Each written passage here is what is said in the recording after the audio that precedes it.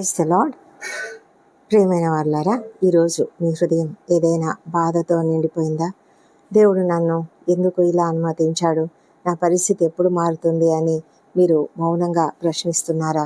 అయితే ఈ రాత్రి దేవుడు మీకు ఒక అద్భుతమైన ధైర్య వాక్యాన్ని ఇస్తున్నాడు. ఆయన ఏమంటున్నాడంటే, నేను నిత్యము విడిచిపెట్టేవాడను కాదు అని. అవును, ఇర్మియా ప్రవక్త రాసినటువంటి ఈ విలాప వాక్యములు అనే ఈ గ్రంథంలో దేవుడు మనకు అద్భుతమైన ఒక వాగ్దానం ఇస్తున్నాడు. ఏమిటంటే, ప్రభువు సర్వకాలం విడనాడడు, ఆయన బాధ పెట్టినను తన కృపా సమృద్ధిని బట్టి జాలిపడును, హృదయపూర్వకంగా ఆయన నరులకు విచారమునైనను బాధనైనను కలుగజేయుడు. ఎంత గొప్ప దేవుడు కదా! దేవుడు ప్రేమ కలిగిన దేవుడు. మన యొక్క గొప్ప ఉన్నతిని కోరుకునేటువంటి దేవుడు. మనము భయంకరంగా పాపంలో పడిపోతూ ఉంటాం, భయంకరంగా దేవునికి విరోధంగా పనిచేస్తూ ఉంటాం, భయంకరంగా దేవునికి విరోధంగా పక్కకు వెళ్ళిపోతూ ఉంటాం. అయితే దేవుడు మాత్రం మనల్ని ఎంతగానో కాపాడాలని, మనల్ని సరైన మార్గంలో పెట్టాలని ఆలోచిస్తూ ఉన్నాడు. ఆయన చెప్తున్న మాట ఏమిటంటే, దేవుడు నిన్ను శాశ్వతంగా విడిచిపెట్టాడు. వాక్యం చెబుతుంది, ప్రభువు సర్వకాలము విడనాడడు. కొన్ని సమయాలలో దేవుడు మౌనంగా ఉన్నట్లు అనిపిస్తుంది. ప్రార్థనకు సమాధానము ఆలస్యం అవుతుంది. మనం ఆశించినది జరగకపోవచ్చు. అప్పుడు మన హృదయము అనుకుంటుంటుంది, దేవుడు నన్ను మర్చిపోయాడా అని. కానీ ప్రియమైన వారలారా, దేవుని మౌనము ఆయన విడిచిపెట్టాడని అర్థం కాదు. ఈరోజు కన్నీళ్ళు ఉండవచ్చు, ఈరోజు నిరీక్షణ ఉండవచ్చు, కానీ దేవుని చెయ్యి మాత్రము నీ మీదనే ఉన్నది. ఆయన ఎప్పుడు విడిచిపెట్టే దేవుడైతే కానే కాదు. దుఃఖం తర్వాత కనికరం ఉంటుంది. ఆయన బాధ పెట్టినప్పటికీ కూడా, అంటే బాధ పెట్టడం అంటే ఎందుకు బాధ పెడతాడు దేవుడు? మనము చేసే అతిక్రమ క్రియలను బట్టే కదా. అలా ఆయన మనకు ఒక శిక్షను అనుమతించినప్పుడు తన కృపా సమృద్ధిని బట్టి మన మీద జాలి పడతాడంట. నిజమే, ఎంత జాలిగల దేవుడో. దావీదు విషయం చూస్తే, దావీదు కూడా తాను తప్పు చేసి తను దేవునికి విరోధంగా తన యొక్క జనాభాను లెక్కించమని చెప్పినప్పుడు ఆ తర్వాత చాలా పశ్చాత్తాపడతాడు. తెగులు వచ్చేసింది, దేవుని యొక్క ఉగ్రత వచ్చేసింది వాళ్ళ మీదకి. అప్పుడు అతడు అడిగేది ఏమంటే, ప్రభా, నా మీదకి రాని, శిక్ష నా మీదకి రాని, గొర్రెల వంటి ఈ ప్రజలు ఏం చేశారు, నేను కదా పాపం చేసింది అని అడిగినప్పుడు నిజంగా దేవుడు ఎంతో జాలితో తాను ఏదైతే శిక్ష పొందించాలని అనుకున్నాడో, ఇవ్వాలని అనుకున్నాడో, 3 రోజుల తెగులు, కానీ ఆయన ఆపేశాడు. ఆపేసి మరి జాలితో దావీదును క్షమించాడు. అలాంటి గొప్ప దేవుడు మన దేవుడు. ఆయన దుఃఖం కలుగజేసినా కూడా తన కృపా సమృద్ధి చొప్పున కనికరిస్తాడు. మన దుఃఖం కంటే ఆయన కృప చాలా గొప్పది, పెద్దది. మన కన్నీళ్ల కంటే ఆయన కనికరం ఎంతో గొప్పది. మన సమస్యల కంటే ఆయన శక్తి చాలా గొప్పది. ఈ రాత్రి మీరు గుర్తుంచుకోవాల్సిన విషయం ఇదే. మీ బాధకు ఒక ముగింపు ఉంది, కానీ దేవుని కృపకు ముగింపు లేదు. మీ బాధను చూసి దేవుడు ఆనందించే దేవుడు కాదు. ఆయన మనపూర్వకంగా నరులకు విచారంనైనా దుఃఖంనైనా కలుగజేయడు. ఆయన మన కన్నీళ్లను చూసి ఆనందించే దేవుడు కానే కాదు. ఆయన ప్రేమగల తండ్రి. మీరు బాధపడుతూ ఉంటే ఆయన కూడా బాధపడుతూ ఉంటాడు.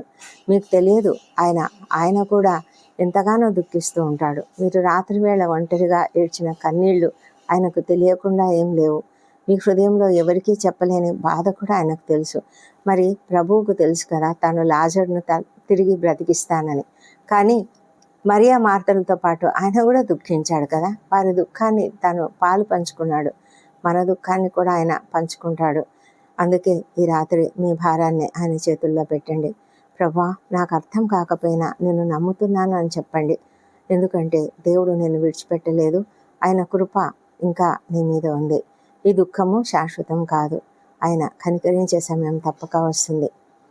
మరి అందుకే ఆ ధైర్యంతో మనం జీవించడానికి దేవుడు మనకు కృప అనుగ్రహించునుగాక.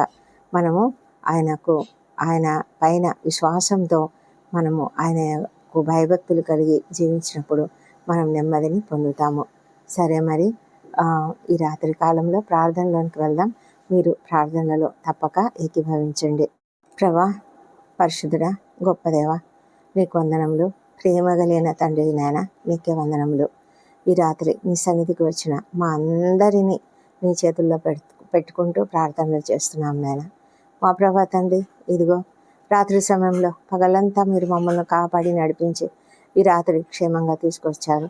మేము చేసిన అపరాధములను దయతో క్షమించండి. ఇతరులు మాడలా చేసిన అపరాధములను మేము కూడా క్షమిస్తున్నాము ప్రభా. వారి హృదయాలలో, ప్రతి ఒక్కరి హృదయాలలో ఈ ప్రార్థన ఏకీభవించిన ప్రతి ఒక్కరిని మీరు చూస్తున్నారు. ఏ ఏ హృదయంలో ఏ బాధ ఉందో, ఏ కన్నీళ్ళు ఉన్నాయో, ఏ నిరాశ ఉందో, ఏ భయాలు ఉన్నాయో నీకు తెలుసు ప్రభా. ఎవరికి చెప్పుకోలేని వేదనతో ఉన్న వాళ్ళని రాత్రి నీ ప్రేమతో ఆదరించండి. ప్రభువు నిత్యము విడిచిపెట్టడు అనే నీ వాగ్దానము ప్రతి ఒక్కరి హృదయంలో బలంగా నిలిచిపోనట్లుగా చేయండి ప్రభా. పరిస్థితులు మారకపోయినా నిన్ను నమ్మే విశ్వాసాన్ని మాకు ఇవ్వండి. మాకు పరిస్థితులు అన్నీ సవ్యంగా కనిపించక, మాకు నిరాశజనకంగా అనిపించినా కూడా సరే తండ్రి, ఆలస్యమైనా సరే మా ప్రభా, సమాధానం దొరకడం లేదు అని అనిపించినా సరే నీ కొరకు కనిపెట్టుకొని ఉండే ఓర్పును మాకు ఇవ్వండి. కన్నీళ్లతో ఎవరెవరైతే ఈ సమయంలో నిద్రిస్తున్నారో వారికి ఆదరణ ఇవ్వండి.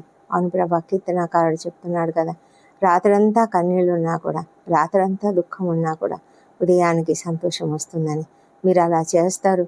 నిత్యము నీకు నూతనంగా మా పట్ల, అనుదినము నూతనంగా మా పట్ల వాత్సల్యం పుడుతుంది కాబట్టి నీకు వందనాలు చెల్లించుకుంటున్నాం. ఒంటరితనంలో ఉన్న వారికి తోడుగా ఉండండి తండ్రి. అనారోగ్యంతో బాధపడుతున్న వారికి స్వస్థత అనుగ్రహించండి. ఎంతమంది ప్రభా క్రిటికల్ కండిషన్స్లో ఉంటున్నారు, ఎంతమంది ప్రభా వెంటిలేటర్పై ఉంటున్నారు, ఎంతమంది ప్రభా నాయన దయనీయమైన పరిస్థితులలో ఉంటున్నారు. దేవా ప్రభా, మరి కుటుంబ సభ్యులకు ఎంత ఆందోళన ఉంటుంది నాయన, కృప చూపించమని ప్రార్థిస్తున్నాం తండ్రి. ప్రతి ఒక్కరిని స్వస్థపరచమని వేడుకొంచున్నాం నాయన. స్వస్థత శీఘ్రంగా అనుగ్రహించండి తండ్రి. కుటుంబ సభ్యులకు సంతోషం కలిగించండి. ఆర్థికంగా ఎంత ఇబ్బందులు పడుతుంటారో ప్రభా, మీరే కనికరించమని ప్రార్థిస్తున్నాం ప్రభా. కుటుంబ సమస్యల్లో ఉన్న వారికి సమాధానం కలగజేయండి. కలతలు తీసివేయండి, కన్నీరు తీసివేయండి. ఆర్థిక ఇబ్బందులలో ఉన్న వారికి మార్గం తెరవండి ప్రభా.